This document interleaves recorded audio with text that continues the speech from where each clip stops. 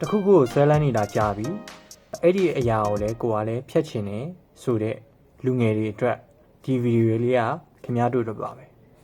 အကြောင်းအရာတစ်ခုကိုဆွဲလန်းတယ်ဖြတ်မရဘူးဆိုတာမှာနှစ်မျိုးရှိပါတယ်လေးချင်းတစ်ခုကိုဆွဲလန်းလိုက်တယ်အစားတစ်ခုစားတဲ့အခါမှာချင်တဲ့အရာကိုကြိုက်တဲ့လူတွေရှိတယ်တချို့ကတော့ချိုတာကြိုက်တယ်တချို့ကတော့စိုက်တာကြိုက်တယ်တချို့ကတော့ဖန်တာလေးမှကြိုက်ရတာပေါ့ဗျာချူချင်ဆက်ငံဖန်ခါဆိုတဲ့အရာသာ၈မျိုးရှိတာပေါ့ဗျာအဲ့ဒီအရာသာတွေပေါ်မှာကြိုက်တဲ့ဟာမှာအရာသာကိုဆွဲလန်းတဲ့စိတ်ဖြစ်ပေါ်သွားတယ်အဲ့ဒီအရာသာကိုထက်ခါရအောင်အလေးကျင့်လှုပ်လိုက်တာအလေးကျင့်လှုပ်လိုက်လို့အလေးကျင့်ကိုဆွဲလန်းတာတစ်ခုအရာသာကိုဆွဲလန်းတာတစ်ခုဆိုပြီးတော့နှစ်ခုဖြစ်သွားတာပေါ့ဗျာအဲ့ဒီအလေးကျင့်တွေပေါ်မှာအဆွဲလန်းဖြစ်သွားတဲ့အရာတွေကိုပြန်လည်ပြီးတော့မဆွဲလန်းအောင်ဖြတ်အောင်လုပ်တဲ့အခါမှာတည်သားနေတဲ့အချက်အဓိကနှစ်ချက်ရှိပါတယ်ငါဆွဲလန်းနေတာပါလားဆိုတာတည်ထားရပါမယ်အဓိကကတော့အဲ့ဒီလိုတည်ထားမယ်ဆိုရင်အဲ့ဒီအပေါ်မှာရက်ဖို့ရာသို့မဟုတ်တော်ရတက်တယ်ဆိုတာ control လုပ်တာပေါ့ဗျာ control လုပ်တယ်ဆိုတာမိမိစိတ်ကို control လုပ်တာဖြစ်ပြီးတော့ကိုယ်စိတ်ကို control လုပ်နိုင်ဖို့ရန်အတွက်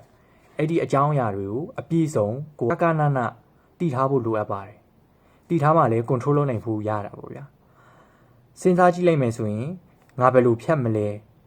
ငါဘယ်လို control လုပ်လို့ရလဲအဲ့ဒီအပေါ်မှာဒါကြောင့်မို့ဒီအကြောင်းအရာပေါ်မှာကိုက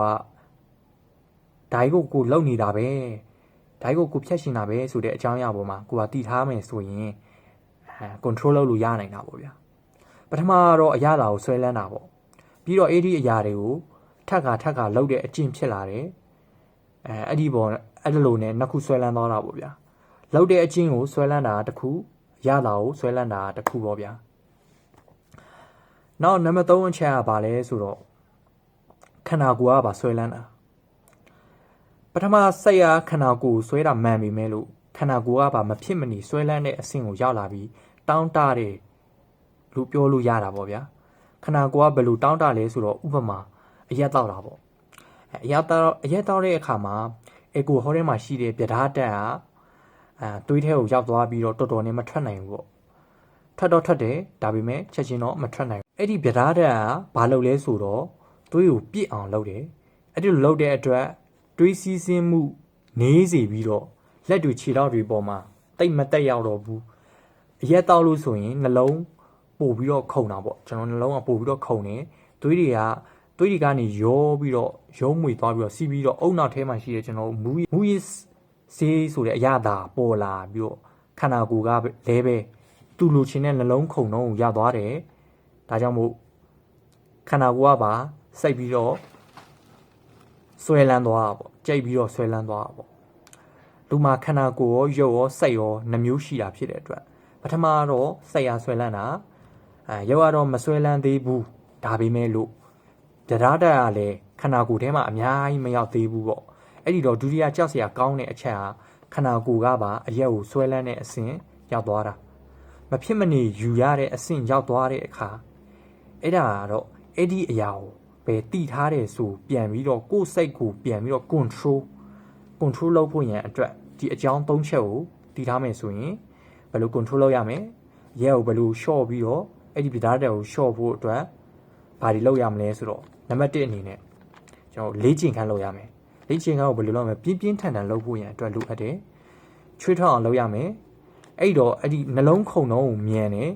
တော့အသေးနဲ့ကြောက်ကတ်သဲချေကိုထုတ်ပြီးတော့သွေးထဲမှာရှိတဲ့ကျွန်တော်ပြဓာတ်တက် short ချပေးတယ်နှလုံးခုန်တော့မြန်လာတဲ့အတွက်ခန္ဓာကိုယ်အတွက်အဆင်ပြေတယ်ပြီးတော့အဲ့ဒီမှာအုံနောက်ကပါအရက်ရဲ့အရသာကိုဆွဲလန်းနေအရက်မတော့ဘဲနဲ့မနေနိုင်ဘူးပေါ့ငါတောက်ချင်ရင်ငါစိတ်တွေပေါ်လာရဲ့ရှေ့ရတော့အဲ့ဒီလိုဆိုရင်ရှေ့ရ3ချက်ကိုမတိထားဘူးဆိုရင်ငါဒီအရသာကိုဆွဲလန်းနေတာပဲခန္ဓာကိုယ်ကပါဆွဲလန်းနေတာပဲငါအချင်းဖြစ်နေတာပဲဆိုပြီးတော့တိထားမယ်ဆိုရင်အဲ့လိုဆိုရင်ကောင်းတာပေါ့ဗျာဒါကြောင့်မို့ရှေ့ရ3ချက်ကိုတိထားမှကိုယ့်ရဲ့စိတ်ကို control လုပ်နိုင်မှာထုံနည်းသူစွာပဲကျွန်တော်တို့နောက်တစ်ခုကဘာလဲဆိုတော့စီးလိတ်လေးပဲထုံနည်းစွာပဲစီးလိတ်လေးပဲအတူတူပါပဲဆေးလိပ်ထဲမှာရှိတဲ့နီကိုတင်းတက်ပါတယ်နီကိုတင်းကကျွန်တော်တို့ဘာဖြစ်စေလဲဆိုတော့အဲ့ဒီအုံနောက်မှာ အုံနောက်အကြီးရဲ့အောက်မှာကျွန်တော်အုံနောက်အကြီးရဲ့အောက်မှာအုံနောက်အသေးပါတယ်ဗျာအုံနောက်အသေးတစ်ခုရှိတယ်ပေါ့အုံနောက်ငယ်လို့လည်းခေါ်တာပေါ့အဲ့ဒီအုံနောက်ငယ်ကခန္ဓာကိုယ်ရဲ့ဂလန်းတွေထုတ်လုပ်ပေးတာဂလန်းတွေဆိုတာဘာလဲဆိုတော့ဥပမာပြောရမယ်ဆိုရင်အစာရှိဂလန်းတွေရှိမယ်တတွေးဂလန်းရှိမယ်တက်တောင့်တက်တာဖြစ်စေတဲ့ဂလန်းတွေရှိမယ်ဥပမာငယ်ငယ်လေးနေတဲ့အချိန်ခါကိုဆန့်လိုက်တဲ့အပန်းဖြေပြီးတော့နေတဲ့အချိန်အဲ့ရဖို့ကိုကခါလေးဆန့်ပြီးတော့နေလိုက်တဲ့အချိန်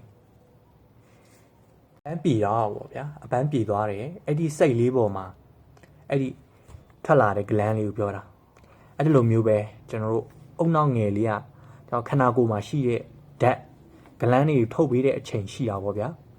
အဲ့ဒီအချိန်ကဘယ်လိုအချိန်မှာထွက်တယ်လဲဆိုတော့ကျွန်တော်ခုနကလိုအပန်းပြေတဲ့အချိန် relax လို့ခေါ်တဲ့တက်တောင့်တက်တာဖြစ်နေတဲ့အချိန်မှာထွက်တာအဲ့ဒီတော့အဲ့မှာအော်အေးဝါတာပဲကွာအဲ့လိုကောင်းလိုက်တာအဲ့လိုကောင်းလိုက်တာဆိုပြီးတော့အဲ့လိုဖြစ်သွားကြတာမျိုးတွေရှိတယ်မလားဗျ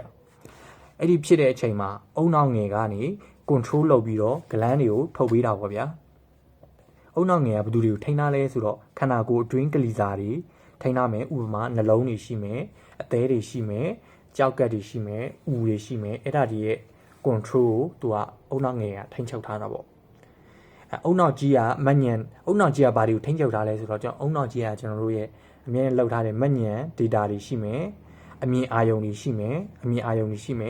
ခွဲခြားမှုတွေရှိမယ်တွေးခေါ်ဆင်ခြင်နိုင်မှုတွေအဲ့ဒါတွေကိုသူကထိန်းချုပ်ထားတာပေါ့အုံနောက်ကြီးကတော့ပြောချင်တာဗာလဲဆိုတော့ဆေးလိုက်တောက်တယ်ဆေးလိုက်မှာနီကိုတင်းတက်ပါတယ်ဘယ်သူ့ကိုလှုပ်ဆောင်လဲဆိုတော့အဲ့ဒီနီကိုတင်းတက်က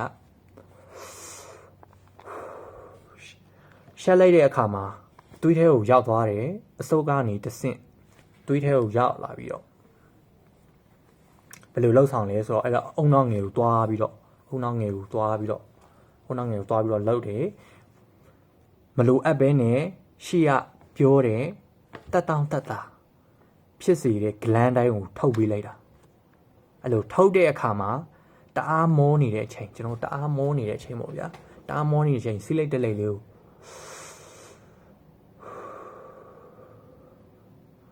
ဖွာပြီးတော့ရှိတ်လိုက်တဲ့အချိန်မှာအဲ့ဒီဂလန်းကထွက်လာပြီးတော့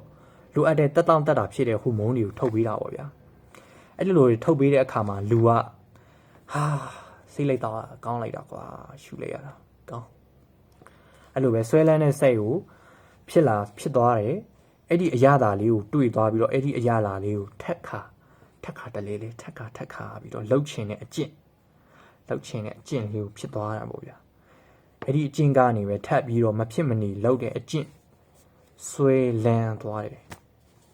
ခန္ဓာကိုယ်ကပဲအဲ့ဒီအရာသာကိုဖြစ်စဉ်တွေကိုထည့်ရဖို့ရန်အတွက်သူကတောင်းတနေတာပေါ့ဆွဲလန်းနေတာအဲ့လိုနဲ့ရုပ်ရောစိတ်ရောခန္ဓာကိုယ်ရောဆွဲလန်းတော့ပါဗျာ